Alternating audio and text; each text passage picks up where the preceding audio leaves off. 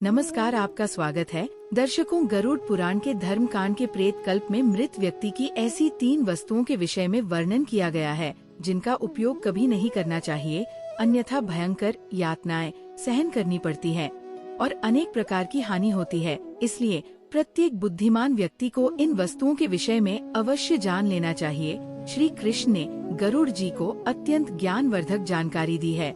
इसे सुनने से आपके भी ज्ञान में वृद्धि होगी, इसलिए आप इस वीडियो को पूरा अवश्य देखें, क्योंकि आधा अधूरा ज्ञान घातक होता है। तो चलिए शुरू करते हैं। दोस्तों, एक बार गरुड़ जी, जो भगवान विष्णु के वाहन हैं, वे अपने मन में शंका लेकर भगवान श्री कृष्ण के पास द्वारका में आते हैं। अपने प्रिय वाहन गरुड़ को देखकर भगवान श्री कृष्ण प्रसन्न होकर उनका स्वागत करते हैं और कहते हैं, हे द्वारका में तुम्हारा स्वागत है। तुम्हारे आने से मुझे बड़ी प्रसन्नता हुई है। निसंदेह तुम्हारे आने का कोई विशेष कारण होगा, बताओ किस प्रयोजन से तुम यहाँ पधारे हो। गरुड़ जी भगवान को प्रणाम करते हुए कहते हैं, हे प्रभु, आप तो सर्वज्ञ है। इस पूरे संसार में कुछ भी आपसे छिपा नहीं है। मैं आपके पास एक शंका लेकर आया हूँ, जिसका समाधान केवल आप ही कर सकते हैं। भगवान श्री कृष्ण हंसते हुए कहते हैं, हे पक्षीराज, तुम्हारी जो भी शंका हो निसंकोच होकर पूछ लो। तुम्हारी हर शंका और समस्या का समाधान करना मेरा कर्तव्य है। गरुड़ जी गंभीर स्वर में कहते हैं, हे प्रभु, मेरा प्रश्न ये है कि जब कोई जीव मृत्यु को प्राप्त होता है, तब वह अपने साथ क्या क्या चीजें लेकर जाता है, और मृत्यु के बाद उस प्राणी से जुड़ी कौन कौन सी वस्तुओं का उपयोग अन्य लोगों को नहीं करना चाहिए। भगवान श्री कृष्ण ने विचार पूर्ण वर में कहा, गरुड़, तुम्हारा प्रश्न अत्यंत महत्वपूर्ण है। इस संसार में जो जन्म लेता है उसकी मृत्यु निश्चित होती है। मनुष्य इस संसार में खाली हाथ अवश्य आता है, किंतु जब उसकी मृत्यु होती है तो वह अपने साथ 5 चीजें लेकर जाता है। और यह भी सत्य है कि जीवित मनुष्य को मरे हुए व्यक्ति की 3 चीजों का उपयोग कभी नहीं करना चाहिए। तुम्हारे इन दोनों प्रश्नों का उत्तर देने से पूर्व मैं एक ब्राह्मण और 5 प्रेतों की कथा सुनाता हूँ, जिससे तुम्हारे सभी प्रश्नों का समाधान हो जाएगा। इस कथा को ध्यान से सुनना, क्योंकि इसके माध्यम से मानव जीवन के गढ़ रहस्यों को समझा जा सकता है। इस कथा का श्रवण करने पर मनुष्य के कोटि-कोटि पाप नष्ट होते हैं, इसलिए इस कथा का तुम प्रचार करो। गरुड़ जी ने श्रद्धा से कहा है, प्रभु, मैं ध्यान पूर्वक आपकी कथा सुनने के लिए तैयार हूँ। कृपया मुझे वह पवित्र कथा सुनाएं। फिर भगवान श्री कृष्ण ने गरुड़ जी को वो कथा सुनानी शुरू की है। गरुड़, एक समय की बात है, मध्य देश में देव शर्मा नाम का एक गरीब ब्राह्मण रहता था। वह अत्यंत गुणवान और शास्त्रों में पारंगत था। उसने वेद और शास्त्रों का बड़े गहराई से अध्ययन किया हुआ था, किंतु वह अपने ज्ञान का कभी दुरुपयोग नहीं करता था। उसने कभी अपने ज्ञान का उपयोग धन कमाने के लिए नहीं किया। अत्यंत गरीब होकर भी वह भिक्षा मांगकर ही अपना गुजारा चलाता था। फिर एक दिन वह ब्राह्मण वन में तपस्या करने के लिए जाने का विचार करता है। वह ईश्वर का ध्यान करने के उद्देश्य से वन में विचरण करने लगा। ब्राह्मण जिस वन में प्रवेश करता है उसका नाम विपिन वन था। ये वन अत्यंत भयानक और डरावना था, जिसके बारे में दूर दूर तक लोग चर्चा किया करते थे। इस वन में प्रवेश करने की हिम्मत बहुत कम लोग कर पाते थे, क्योंकि वहाँ का वातावरण ही भय से भरपूर था। विपिन वन में ऊंचे ऊंचे पेड़ थे, जिनकी शाखाएं इतनी घनी थी कि सूर्य की किरणें भी नीचे तक नहीं पहुँच पाती थी। इनमें से कुछ पेड़ प्राचीन काल से खड़े थे, जैसे महावृक्ष, जिनकी विशाल जड़ें जमीन से बाहर निकलकर हर दिशा में फैली हुई थी। वहाँ पर वटवृक्ष और अश्वत्थ जैसे वृक्षों की भरमार थी, जो अपने नीचे किसी को भी दबा सकते थे। इस भयंकर वन में मांडव और शमी जैसे पेड़ भी थे, जिनके पास से गुजरते हुए लोगों के रोंगटे खड़े हो जाते थे। इन वृक्षों की शाखाएं मुड़ी तोड़ और विकृत थी, और उन पर अक्सर अजीब से जीव लटके रहते थे। वहाँ उगने वाले पौधे भी डरावने थे।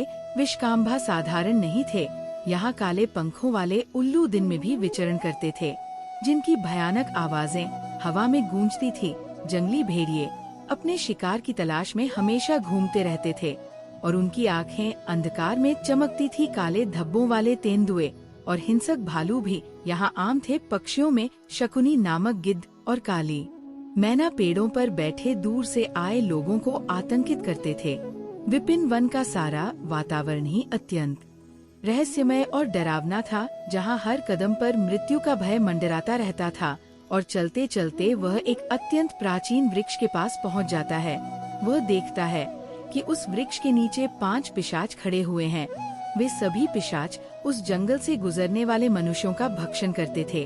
कोई भी मनुष्य उस मार्ग से जाता तो वे उसे पकड़कर खा लिया करते थे। पिशाच होने के कारण उनके अंदर अंदर धर्म का कोई अंश नहीं था। वे अत्यंत पापी और दुराचारी थे। वे किसी पर भी कभी दया नहीं करते थे। जब वह ब्राह्मण उस वृक्ष के पास आता है तो वे पिशाच एक दूसरे से कहने लगते हैं, अरे वाह, देखो भाई, हमारे लिए आज ताजा ताजा भोजन आ रहा है। सबसे पहले मैं ही इस ब्राह्मण को खाऊंगा। इसका मांस तो कितना स्वादिष्ट होगा। यह ब्राह्मण केवल सात्विक भोजन ग्रहण करता होगा, इसलिए इसके शरीर में किसी भी प्रकार के रोग नहीं होंगे, कोई कीड़े और कृमि भी नहीं होंगे। इसका मांस खाने में बड़ा आनंद आएगा। हाँ, दूसरा पिशाच कहता है, इस ब्राह्मण का भक्षण तो मैं ही करूँगा। आज कई दिनों के पश्चात शिकार हाथ लगा है। इस प्रकार से वे पिशाच उस ब्राह्मण को खाने के लिए आगे आते हैं। लेकिन जब वह ब्राह्मण उन पिशाच को देखता है तो वह बिल्कुल भी भयभीत नहीं होता है। वह ब्राह्मण भगवान विष्णु का परम भक्त था और वो हर समय श्री हरि का नाम जपता रहता था, इसलिए उसे किसी से भी कोई भय नहीं लगता था। उन पिशाच को देखकर भी ब्राह्मण भयभीत नहीं हुआ और उन पिशाच की ओर देखते हुए उन्हें प्रणाम करने लगता है और कहता है, हे पिशाच, तुम्हें नमस्कार है। उस ब्राह्मण का ऐसा विचित्र व्यवहार देखकर पिशाच हैरान हो जाते हैं। विष्णु भक्त ब्राह्मण के सानिध्य से उनके अंदर से सा का भाव नष्ट हो जाता है और वे आश्चर्यचकित होकर उस ब्राह्मण की ओर देखते हैं और उस ब्राह्मण से कहने लगते हैं, हे महात्मा, आप कौन हैं और इस वन में अकेले क्यों भटक रहे हैं? हम पिशाच को देखकर भी आपको जरा सा भी भय नहीं लगा? बड़े बड़े शूरवीर योद्धा भी हम पिशाच को देखकर थर थर कांपने लगते हैं। हमें देखकर डरकर भागने लगते हैं, किंतु आपके मन में किसी भी प्रकार का भय दिखाई नहीं पड़ रहा। आपके सानिध्य में आने पर हमारी भूख भी समाप्त हो चुकी है।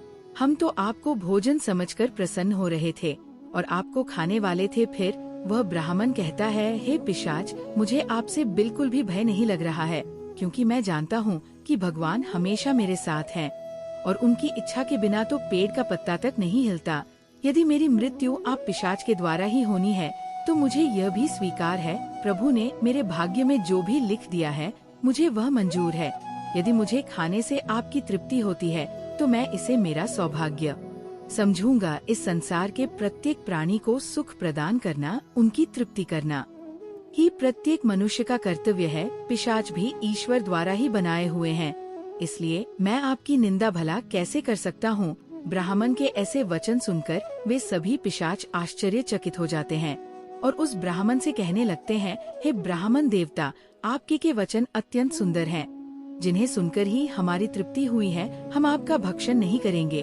कृपया आप हमें बताइए कि आप कौन हैं और किस कारण से आप इस वन में भटक रहे हैं? वह ब्राह्मण कहता है, हे पिशाच, मेरा नाम देव शर्मा है और मैं प्रभु की भक्ति करने के लिए इस वन में उचित स्थान खोज रहा था, किंतु आपको देखकर लगता है कि आप बहुत कष्ट में हैं। मुझे बताइए कि किस कारण से आपको पिशाच बना पड़ा। यदि मैं आपकी कोई सहायता कर सकता हूँ तो आप अवश्य कहे। मैं अपने सामर्थ्य के अनुसार आपकी जो भी हो सके मदद अवश्य करूँगा। ब्राह्मण की बातें सुनकर सभी पिशाच सुन्न हो जाते हैं और कहने लगते हैं, हे द्विज श्रेष्ठ, आपको बार बार प्रणाम है। हम सभी पिशाच हमारे पाप कर्मों के कारण ही बने हैं। हमने हमारे पितरों का अपमान किया है, इसी कारण से हमें ये पिशाच योनि प्राप्त हुई है। ना जाने कब हमें इस पिशाच के शरीर से छुटकारा मिलेगा। हमने मनुष्य रहते हुए भी बहुत पाप किए थे और पिशाच बनकर तो हमने अनगिनत पाप किए हैं।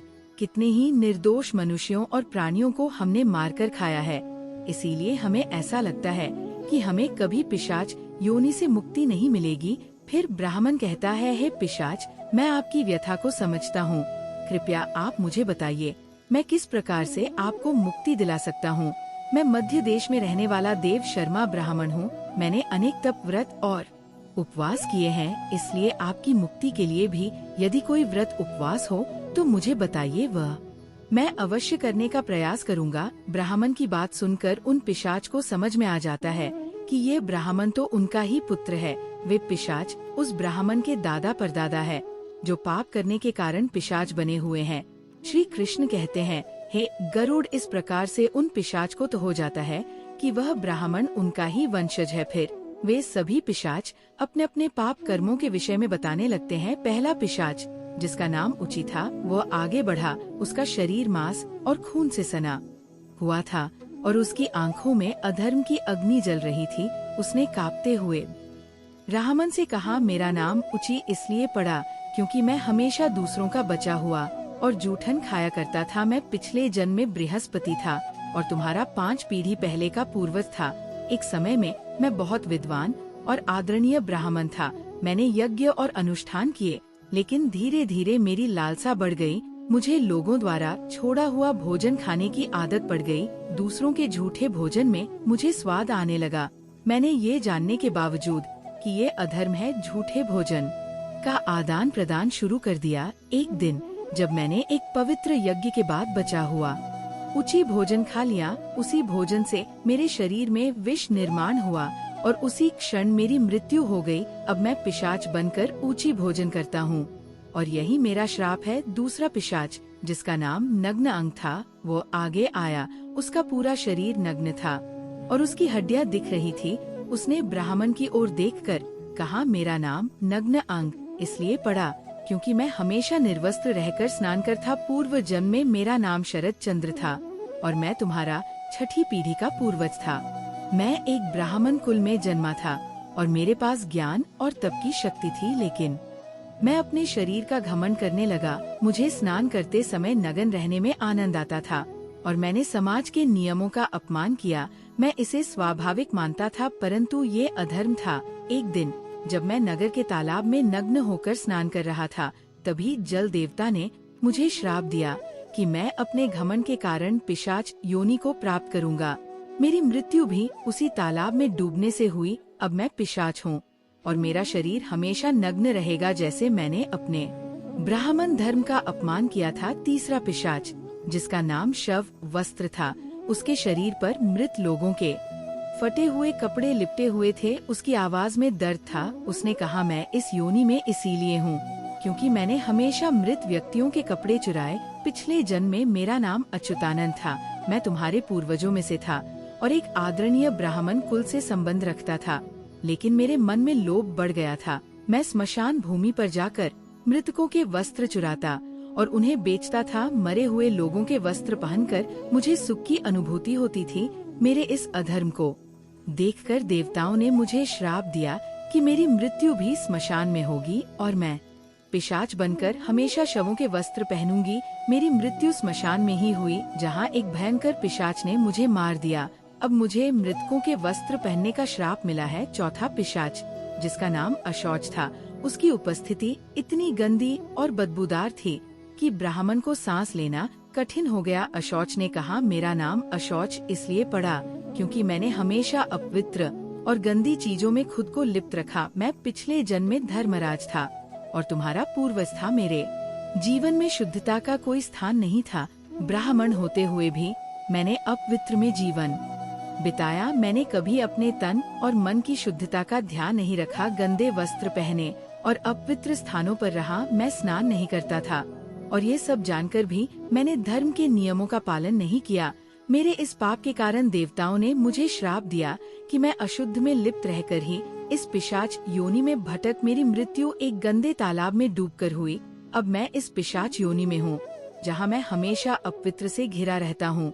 अंत में 5वां पिशाच क्रव्यद था। उसका मुख रक्त से लथपथ था और उसके हाथों में मांस के टुकड़े थे। उसने भयावह हंसी के साथ ब्राह्मण से कहा, मैं क्रव्यद हूँ क्योंकि मैं मांस और रक्त का लोभी था। पूर्व जन्म में मेरा नाम सोमदेव था और मैं तुम्हारा पूर्वज था। मैंने ब्राह्मण होते हुए भी हिंसा और क्रूरता का जीवन अपनाया। मुझे मांसाहार और हत्या में आनंद आता था। मैंने कई निर्दोष प्राणियों का खून बहाया और उनका मांस खाया। मैंने अपने परिवार और समाज की मर्यादाओं का उल्लंघन किया। मेरे इस अधर्म के कारण मेरी मृत्यु एक मांसाहारी भोज के दौरान हुई, जब मैंने एक गाय का मांस खाया। देवताओं ने मुझे श्राप दिया कि मैं इस पिशाच योनि में आकर रक्त और मांस का लोभी बनूंगा। अब मैं हमेशा कव्यार बना हुआ हूँ इस प्रकार से वे पिशाच कहते हैं, हे वत्स, हम हमेशा ही ऊंची वस्त्र पहनते थे, गंदे मैले वस्त्र पहनकर ही भोजन, पूजा पाठ आदि कार्य किया करते थे। हमने हमेशा ही उच्च भोजन ही ग्रहण किया है, इसी कारण से हमारी ये दुर्गति हुई है। हम निर्वस्त्र होकर स्नान करते थे, जिस कारण से हमारे पितृगण हमसे रुष्ट हो गए। हमने कभियों के लिए भोजन अर्पित नहीं किया, इसी कारण से हमें मृत्यु के पश्चात प्रेत बनना पड़ा। फिर वे पिशाच कहते हैं, हे वत्स, तुम तुम्हारे ही वंश से हो, हम तुम्हारे पूर्वज हैं। ये ईश्वर की ही कृपा है कि उन्होंने तुम्हें हमारे पास भेजा है। अब हमें यकीन हो गया है कि तुम हमें मुक्ति अवश्य दिलाओगे। हे वत्स, तुम अभी जाओ और हमारी मुक्ति के लिए उपाय करो। अपने पूर्वजों की ऐसी दशा देखकर वह ब्राह्मण अत्यंत दुखी हो जाता है और सोचने लगता है कि प्रत्येक मनुष्य का ये निहित कर्म है कि वह अपने पूर्वजों को मुक्ति दिलाने के लिए कार्य करे। वह ब्राह्मण उन पिशाच को वचन देता है और कहता है, हे पितामह, मैं आपकी मुक्ति के लिए अवश्य उपाय करूँगा। फिर वह ब्राह्मण मुनि अगस्त्य के पास जाता है और उन्हें पितरों की मुक्ति के लिए उपाय पूछता है। मुनि अगस्त्य उस ब्राह्मण को पितरों की मुक्ति के लिए किए जाने वाले तर्पण, श्राद्ध, पिंड, दान, धर्म आदि क्रियाओं के बारे में बताते हैं। फिर वह ब्राह्मण पवित्र नदी के तट पर जाकर अपने पूर्वजों के लिए वे सभी कार्य करता है जो मुनि अगस्त्य ने बताए हुए होते हैं। वह पहले नदी के पवित्र जल से तर्पण करता है, फिर नदी के तट पर बैठकर पिंड दान करता है और उससे जो कुछ भी हो सके उसी के अनुसार दान धर्म करता है। इस प्रकार से उस ब्राह्मण के द्वारा तर्पण और दान धर्म करने से वे सभी पिशाच मुक्त हो जाते हैं और स्वर्ग की ओर जाने लगते हैं। फिर श्री कृष्ण गरुड़ से कहते हैं, हे गरुड़, इसीलिए मनुष्य को कभी उचट वस्त्र नहीं पहनने चाहिए, अर्थात गंदे और मैले कपड़े नहीं पहनने चाहिए। कभी उचट भोजन ग्रहण नहीं करना चाहिए। दूसरों का झूठा, जमीन पर पड़ा हुआ, दूसरों के द्वारा लांघा गया तथा पितरों को अर्पण किए बिना की गया भोजन उच्छिष्ट भोजन होता है। हे गरुड़, अब मैं तुम्हें मृत व्यक्ति की उन वस्तुओं के विषय में बताता हूँ जिनका उपयोग जीवित मनुष्य को कभी नहीं करना चाहिए, इसीलिए तुम ध्यान से सुनो। है गरुड़, मनुष्य इस संसार में जन्म लेकर कई भौतिक सुखों के मोह में पड़ जाता है। मृत्यु के बाद भी उसका उन वस्तुओं के प्रति मोह नहीं छूटता है। जब तक मनुष्य सांसारिक वस्तुओं का मोह त्याग कर संपूर्ण रूप से ईश्वर को अपना नहीं लेता, तब तक वह अलग अलग योनियों में जन्म लेकर पृथ्वी लोक पर ही भटकता रहता है। कभी कभी यह मोह इतना अधिक होता है कि वह मृत्यु के बाद भी इसी पृथ्वी लोक पर भ्रमण करता है, अर्थात वह प्रेत योनि धारण करता है। यदि किसी मनुष्य की अकाल मृत्यु हो जाती है तो वह भी प्रेत योनि में चला जाता है और प्रेत बनकर वह अपने ही परिवार के लोगों को दुख देने लगता है। कई बार मनुष्य अपने मृत परिजनों की वस्तुओं को उनकी याद में अपने पास रख लेते हैं या उनकी वस्तुओं का उपयोग भी करने लग जाते हैं, लेकिन मनुष्य को मृत व्यक्ति की कुछ वस्तुओं का उपयोग कभी नहीं करना चाहिए, क्योंकि इन वस्तुओं के साथ उस मृत व्यक्ति की ऊर्जा जुड़ी हुई होती है। उस मृत व्यक्ति का उन वस्तुओं के प्रति मोह बहुत अधिक होने के कारण वह मृत्यु के बाद भी उन वस्तुओं से जुड़ा रहता है, और यदि कोई इन वस्तुओं का प्रयोग करता है तो उसे कई परेयों का सामना करना पड़ता है। वो मृतात्मा उसे कई प्रकार से कष्ट देने लगती है। इसलिए किसी भी मनुष्य को मरे हुए व्यक्ति की चीजों का इस्तेमाल कभी नहीं करना चाहिए। मनुष्य चाहे तो उन वस्तुओं को संभालकर अपने घर में रख सकता है अथवा उन चीजों को नदी के जल में प्रवाहित कर सकता है, लेकिन भूल से भी उनकी वस्तुओं का इस्तेमाल नहीं करना चाहिए।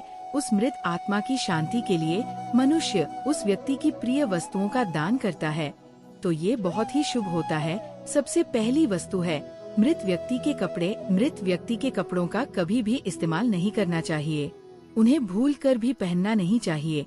ऐसा करने से मृत व्यक्ति की आत्मा उस व्यक्ति से जुड़ जाती है जो इनका इस्तेमाल करता है। मृत व्यक्ति की यादें उस व्यक्ति को सताने लग जाती है जो उनके कपड़ों का इस्तेमाल करता है, जिस कारण वह व्यक्ति मानसिक और शारीरिक रूप से कमजोर हो जाता है। उस व्यक्ति को अपने मृत परिजन की ऊर्जा का एहसास भी होने लगता है। इसलिए मृत व्यक्ति के कपड़े कभी भी नहीं पहनने चाहिए। मृत व्यक्ति के कपड़े हमेशा दान कर देने चाहिए, जिससे उसकी आत्मा को शांति प्राप्त हो जाती है। दूसरी चीज है मृत व्यक्ति के गहने। मृत व्यक्ति के गहने भी उसके कपड़ों की तरह ही उसकी ऊर्जा के स्रोत होते है। मृत व्यक्ति का अपने गहनों से लगाव कपड़ों से भी कई गुना ज्यादा होता है, क्योंकि प्रत्येक व्यक्ति गहने खुद को सुंदर प्रतीत करने के लिए पहनता है। लेकिन जब व्यक्ति की मृत्यु हो जाती है और उसके गहने कोई दूसरा व्यक्ति पहन लेता है, तब मृत व्यक्ति की आत्मा असहज महसूस करने लगती है। वह आत्मा उस व्यक्ति को परेशान करने लग जाती है। आत्मा मोक्ष की राह पर ना जाकर इसी मृत्यु लोक में अपने ही परिजनों को परेशान करने लग जाती है। इसलिए मृत व्यक्ति के गहनों का कभी भी इस्तेमाल नहीं करना चाहिए। व्यक्ति की मृत्यु के बाद उसके गहनों को गलाक्रोंड की माला ही उसके जीवन भर के पुण्य की कुंजी होती है। मृत्यु के बाद व्यक्ति की माला को कभी जीवित मनुष्य को धारण नहीं करना चाहिए।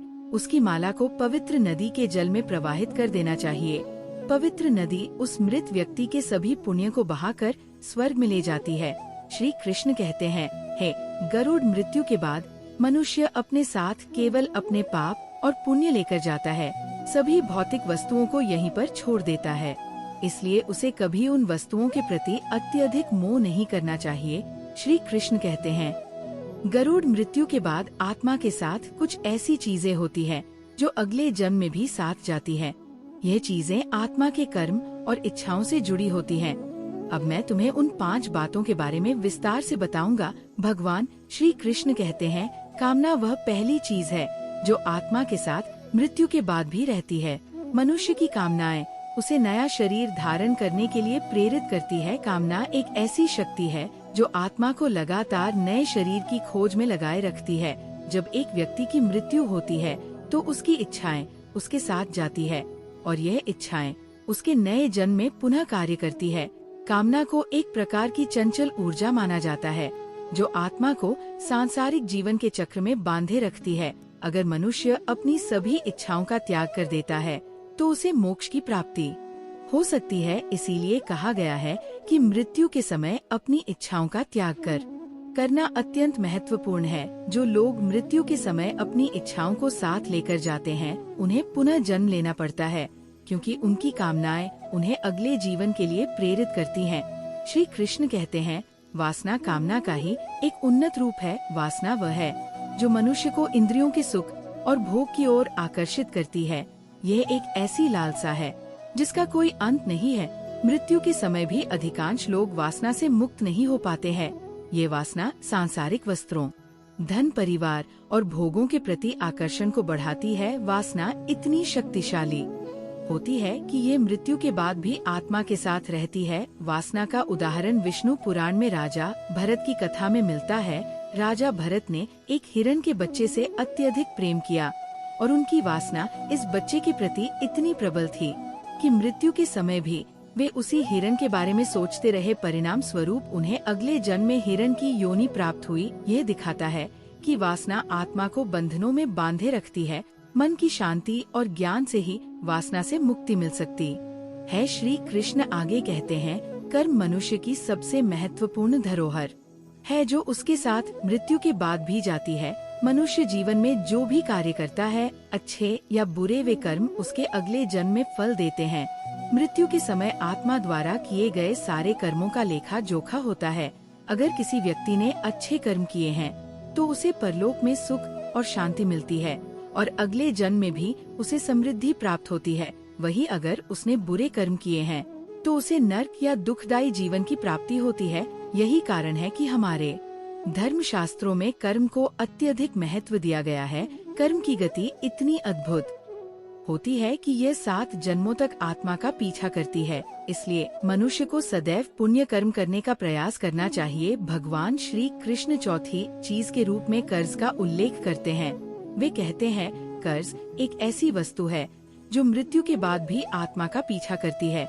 यदि कोई व्यक्ति जीवन में किसी से आर लेता है और उसे चुकाए बिना मर जाता है तो वह कर्ज अगले जन्म में भी उसके साथ रहता है। कर्ज आत्मा पर एक प्रकार का बंधन बनाता है और जब तक ये चुकाया नहीं जाता, आत्मा इससे मुक्त नहीं हो सकती। मृत्यु के बाद उस आत्मा को परलोक में कर्ज चुकाने के लिए भी दंड दिया जा सकता है। पुनर्जन्म में कर्ज के कारण व्यक्ति को शारीरिक या मानसिक कष्ट झेलना पड़ सकता है।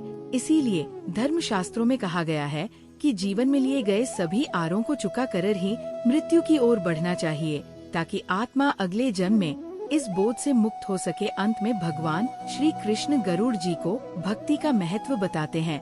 वे कहते हैं, भक्ति वह पवित्र मार्ग है जो आत्मा को ईश्वर से जोड़ता है। जो व्यक्ति सच्चे मन से भगवान की आराधना करता है, उसकी आत्मा मृत्यु के बाद भी उस भक्ति का फल प्राप्त करती है। भक्ति ही वह शक्ति है जो आत्मा को जन्म मरण के चक्र से मुक्त कर सकती है और उसे मोक्ष की प्राप्ति दिला सकती है। भक्ति से भरा हृदय मृत्यु के बाद भी ईश्वर के समीप रहता है। यही कारण है कि भक्ति को जीवन का सबसे पवित्र साधन माना गया है। इस प्रकार भगवान श्री कृष्ण ने गरुड़ जी को बताया कि आत्मा के साथ मृत्यु के बाद कामना, वासना, कर्म, कर्ज, पुण्य और भक्ति रहती है। यह चीजें आत्मा को जीवन के चक्र में बांधे रखती है या मोक्ष की ओर ले जाती हैं। तो दोस्तों, इस प्रकार से श्री कृष्ण ने गरुड़ जी को अत्यंत महत्वपूर्ण ज्ञान दिया है। उम्मीद है आपको ये जानकारी अच्छी लगी होगी। वीडियो को लाइक अवश्य करें और कमेंट में जय श्री कृष्ण अवश्य लिखें। साथ ही चैनल को सब्सक्राइब करें। आप सभी का धन्यवाद।